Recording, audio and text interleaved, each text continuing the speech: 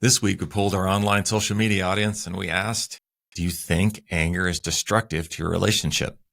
In today's episode, we're going to answer that question. We're also going to tell you the truth behind anger, what it really means, and how you can transform your anger into something much more productive. Coming up on this episode of Master Your Marriage.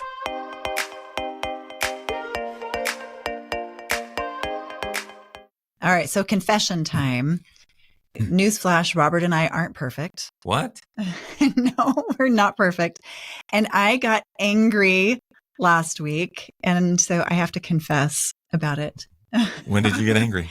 So Robert and I we took a little vacation this last week, and we were in the Caribbean and visiting some friends that live there. Coming back was crazy.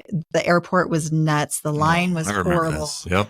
Everything was just difficult, and we were stressed and running late, those days. And Robert was trying to make a joke about something, and I didn't find it very funny. And I got my feelings hurt, and I got angry about it. And so instead of being able to articulate that how I was feeling and what I was needing and all of those things, I was tired and I was sharp, and I shot back with something dumb.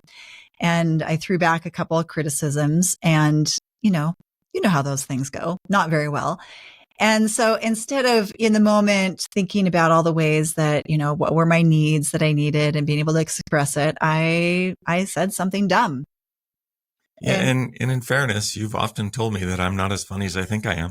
Well, but so there is that. It didn't take very long for me to recognize my error. And, well, it's because it got quiet. It did get quiet. Yeah, it got quiet. And, we have those moments too. Trust me. We do. Yep. So, after a few minutes, I started to realize I could have expressed myself in a much better way that would have led to having the compassion that I really actually needed in that moment.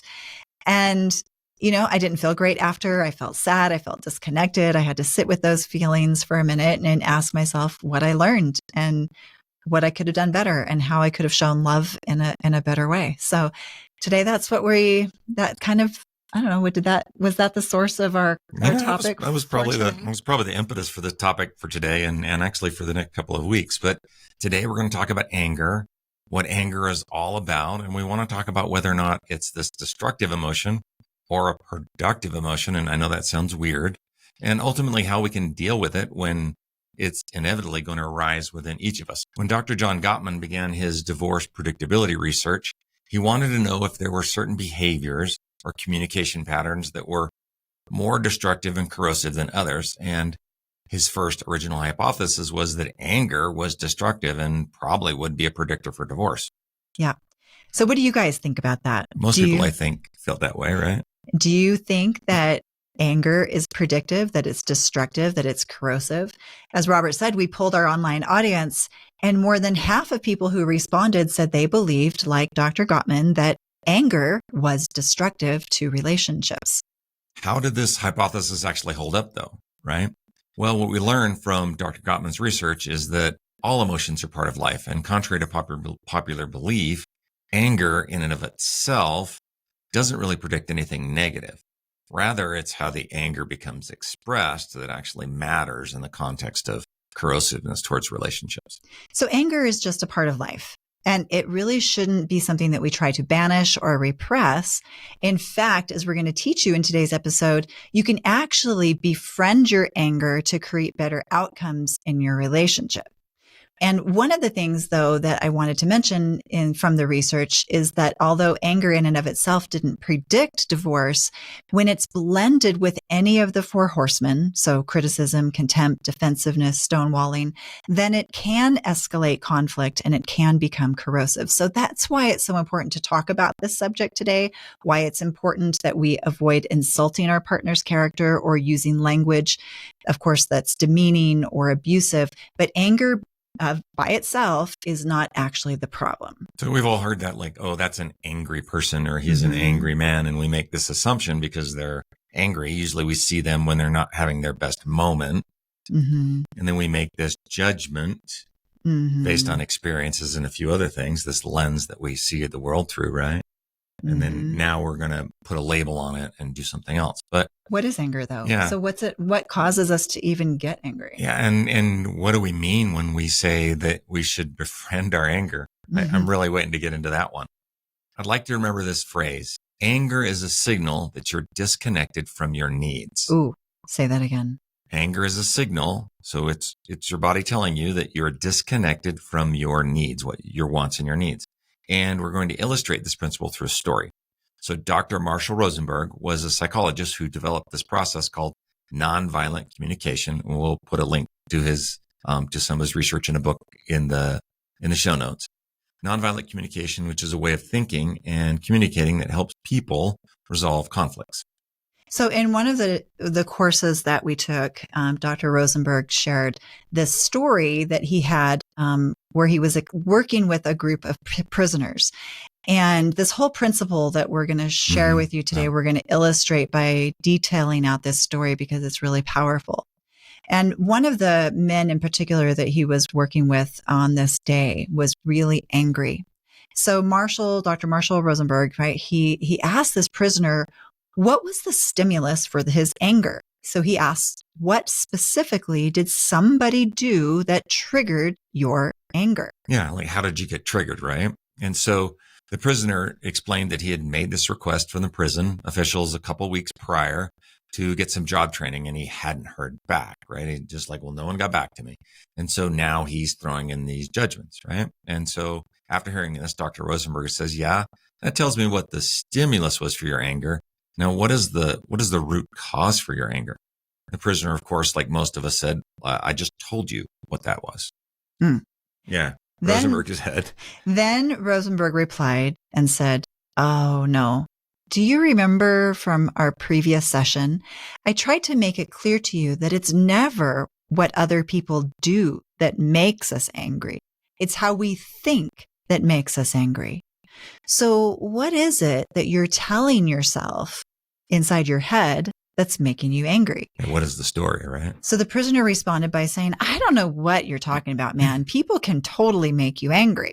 So Dr. Rosenberg goes on to say, like, no, people can't make you angry.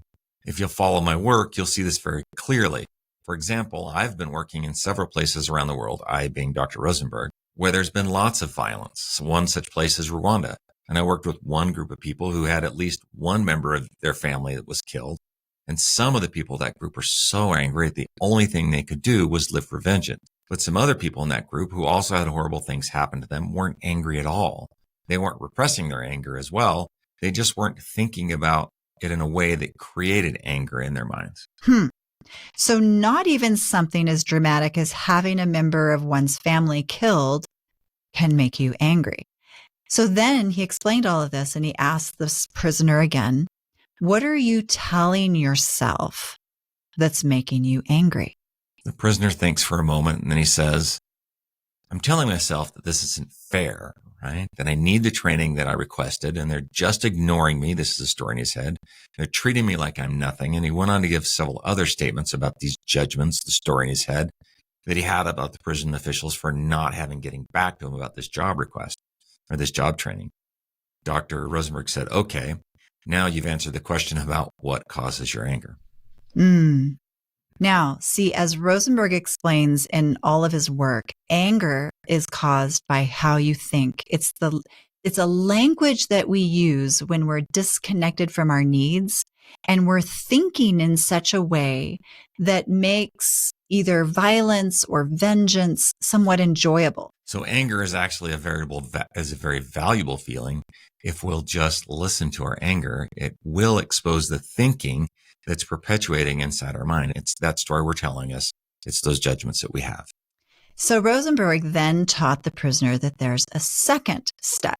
We're going to go through these steps again later. But he teaches him the second step. He says, once you have identified the thinking that is causing your anger, then it's important to identify the unmet need that is behind that thinking. So in other words, anger tells us that a need of ours isn't getting met, but our thinking that we're having, where we're blaming and we're thinking of these vengeful thoughts or whatever it is, that thinking isn't really connected to our need. It's thinking about judgment and blaming the other person that's the stimulus for the anger, but it's not directly connecting inside of our head to this unmet need. So Dr. Rosenberg instructed the prisoner to just dig in and get behind all those judgments that he was making about prison officials. And he said, what is the need behind all of these judgments? Such as they're not being fair, they're not treating you like you don't exist. What is the need? What's behind all of this thinking? And that's a hard task even for us. Right? Right. So what is the need? And the prisoner thought about that for a moment. And then he said, well, I need to develop myself. I need skills for developing myself so that I can earn a living when I get out of this place, because otherwise I'm just going to end back up in here very quickly. So Rosenberg then said to him, now, how are you feeling at this moment now that your attention is actually on those needs? So rather than having the needs being focused on blaming and on the judgments, now that you're actually focused on your needs, what are you feeling? And the prisoner said, I'm scared. I'm just scared. Yeah. And that makes sense, right? When you think about, as he dug in behind, what were the feelings that were driving his anger that was triggering that? And the feelings were that he wasn't, that he might end up back in jail, and he was looking for the solution, right? So he wasn't angry anymore. He was afraid, you see, not angry. You can't be angry when we're actually connected with our own needs or even with the needs of others. Exactly. Anger goes by the wayside. We can only be angry when we get disconnected from that, when we get disconnected from life, when we go up into our heads and we start to think in a way that we've been programmed to think, which is to think about the wrongness of other people and to think about the judgments of other people. But when we don't do that and we connect to the needs, the anger goes away. And so this is why anger is actually a friend, not a foe. It tells us we're thinking in a way that's disconnected, that's not compassionate, that's ultimately probably contributing to more violence on the planet. Anger is there to wake us up and to give us a chance to transform our thinking to a kind of thinking that helps us connect with others, that helps us make one another's lives more wonderful. And ultimately, if we can stretch this out, it can create more peace on the planet. So Dr. Rosenberg instructed the prisoner to notice how differently he felt when he was in touch with his needs rather than how he felt when he was judging the other people. Yeah. To notice how it wasn't really anger, but it was this fear of not having his needs met. Beautiful. So then he asked the prisoner when would he have the next opportunity to talk to the prison officials? Like, did he have an appointment to talk about this request? And it just so happened that he had an appointment to talk to them that afternoon. So then Rosenberg asked him a really important question. And I want you to think about this question in your own life. He said, do you think that you're more likely to get your needs met if you go in there feeling your anger and thinking about all of your judgments? Or do you think you're going to be more likely to get your needs met if you go in there connected with your needs?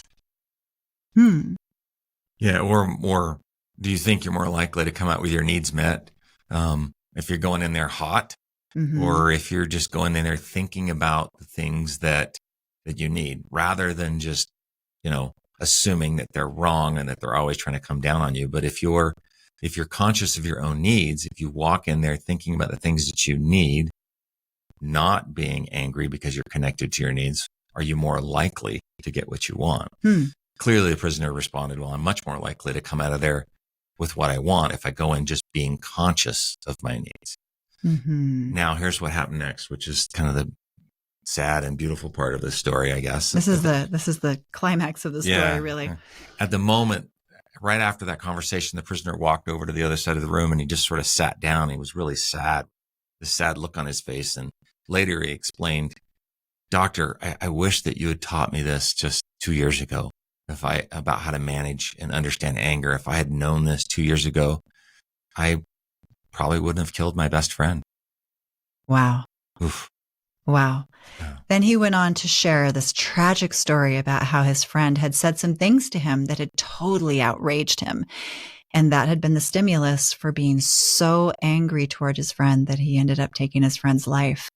He wasn't aware back then that his friend wasn't the cause of his anger, or that those statements that his friend had made didn't cause him to be that way. It was how he thought about those statements that caused his anger and ultimately led to this tragic ending. If only he would have known and known how to connect himself to what his friends' needs were and what his own needs were at that moment, there probably would have been a solution, a win-win where everyone could have had their needs met. This is the principle. Anger is a signal that you are disconnected from your needs. It's a very important principle to recognize in all of our relationships, especially within our marriages. So anger in and of itself is not bad and should not be repressed. We just need to have a better awareness about where our anger is coming from in the moment. So all of our language, even the language inside of our own mind, right? Any of that language that is implying wrongness or criticism of other people, Not good. that is the cause of us getting angry. Other people are never the cause. They're just the stimulus. The cause of anger is our thinking, and our thinking is actually just this distortion that can, in the moment, distract us or maybe even make it enjoyable for us to take pleasure in hurting others. But when we can transform that thought into what's really going on, which is really the unmet need, then that allows us to be more honest with ourselves and with others. Well, what do we learn from this story? And then even better, how can we apply these principles in our own relationship? We're going to share an exercise with you that each of us, when I say we all can practice, we're also practicing this so we can get better at transforming our anger into a compassionate new way of communicating. But doing this is going to take some practice because every time you start something new, you generally suck at it. So we're just going to stay with it. And also, not only do we suck at new things, we're also innately pretty disconnected from our feelings and our needs. So learning how to actually become literate and speaking this language of these are my needs, that's going to be new. That's going to take practice. And so we're here to practice this with you, and to recommend that you join us in doing this as well. So this is really just going to be, we're going to walk through those same steps that Dr. Rosenberg did with that prisoner. And so maybe you guys can take some notes here so that you can follow those same exact steps. So this is just an idea, but you might want to keep a little notebook, or, I like to use the Notes app on my phone so that anytime I get frustrated or angry, generally angry, I write down the stimulus for the anger. It's very possible that sort of in that moment, you're not going to have the time or the energy to really ponder on it and transform your thinking, but you can write it down and maybe work on processing that later so that you don't miss out on this learning opportunity that your anger is showing you. It's really just pulling back the curtain and showing you the inner workings of your mind. Awesome. Yeah. So what you're saying is just write it down. So you don't have to necessarily go through all of these steps in that moment, but just write down in the moment, oh, okay, catch the anger. Okay, I just noticed I got angry. Yeah. And write down in your notebook or in your notes app, like, what was it that this person did or said that stimulated that anger? And just write it down, even if we don't have the time to go any further with it, right? Right. And this can be with anyone, right? Yeah, it could be your spouse. It doesn't have to be, though. It could be your kids, friends, coworkers, just anyone that has stimulated that anger in you. Okay, so the next step is either right then or when you have time later on, ask yourself, okay, what was I telling myself that made myself so angry? And get yourself conscious of the thinking, what was going on in the back? What was the story running in your mind that made you so angry? And it usually will sound like, they did something. You're like, yeah, they thought that I was, or I thought, or it's usually some judgment that we're making in the background. Yeah, that's where we'll catch ourselves doing all the blaming and all the judgments of other people.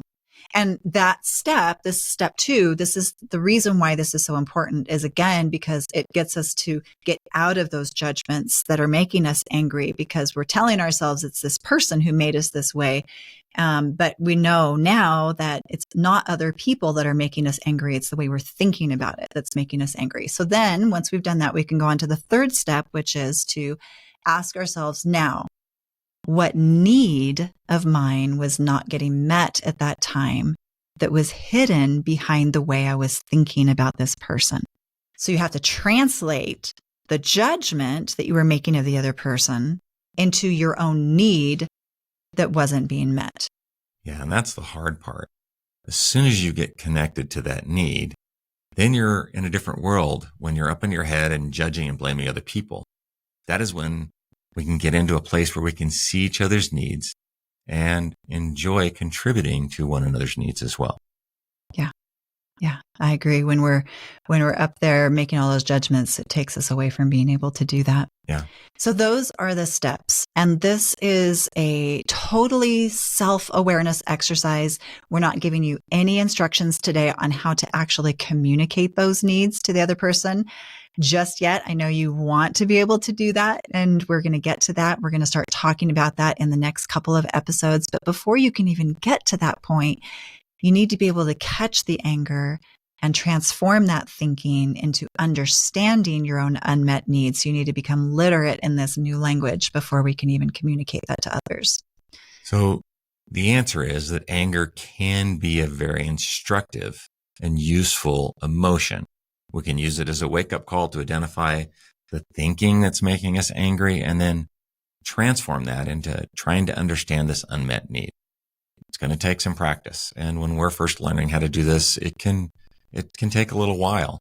We all tend to be really, really skilled at judging what's wrong with other people and figuring out why they make us angry, but not very skilled in understanding the language behind that and not very skilled at connecting with our own needs. Mm-hmm. You're probably going to feel awkward when you first start trying this. You're probably going to start to catch yourself feeling angry, but then go, oh, what was I supposed to do next? Well, what am I supposed to say next? What's next? And you might be finding yourself, sitting there with a blank stare on your face, not knowing what to say to this other person in the moment. And that's okay. It can take time to develop those new responses. And you can even tell people, can you give me a minute just before I respond? And, let me collect my thoughts. And eventually I think they will come to really respect that because they're going to want that version of you. And just remember that when you do respond, it will come out of a totally different space, a different energy space than had you reacted with anger. The difference, what is it? The space between stimulus and response. Yep. In between stimulus and response, there is that space. And in that space lies our power and our freedom. Right. So if we'll just take an opportunity to enjoy that space, then we'll have the freedom to act differently. Yeah. As we practice this, and we'll be able to connect a little bit more to what's alive within us and what's alive within our partner. As we do so, we begin to live in a different world where we're more connected and we're actually meeting the needs of one another more often and maybe understanding why we have these unmet needs. Perfect. Well, that is going to be a wrap for this episode. We are going to talk more about how to communicate these needs next week. But for now, we just want to tell you once again how grateful we are to all of you. And we just ask that you continue to support the show.